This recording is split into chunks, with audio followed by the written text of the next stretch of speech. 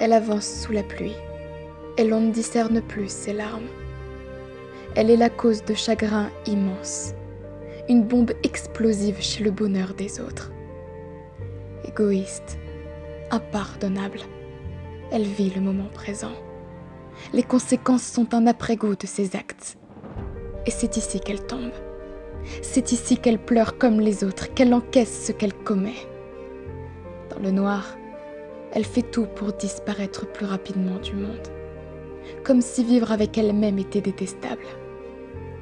Sous l'emprise de l'alcool, elle oublie.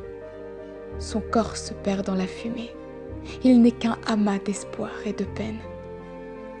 Fatiguée d'avoir pleuré, c'est comme ça qu'elle s'endort. Noyée dans les interdits, elle ne sait que dire « Pardonne-moi ». Elle bascule dans la drogue, l'alcool et le sexe.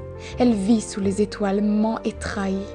Elle pense ses plaies, puis les cache. Elle vit d'adrénaline, n'écoute aucun conseil. Elle écoute les rumeurs, celles qui sont fondées et celles qui la rendent folle. Elle danse avec le diable, aussi dangereux qu'il puisse être. Elle, toujours elle, au centre de son monde et du malheur des autres. C'est un cauchemar déguisé d'une robe rouge, prêt à sauter dans un vide sans fin.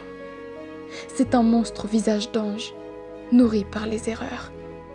Elle n'est sous l'emprise de personne, sauf peut-être celle du temps. Avec lui, elle a compris que c'était cette tristesse qui lui permettait de remplir le vide qui l'habitait. Elle s'efforçait donc d'avoir mal pour s'en échapper, et son cœur balançait entre plaisir et rancune. Elle a tellement merdé que les mots ne me viennent pas. Pas une seule seconde de repos. Les jours étaient tous insensés. Mais cette fille n'est plus que l'écho d'un passé absurde.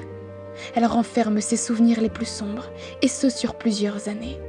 Elle n'est plus qu'un fantôme s'étant promis de ne plus jamais renaître.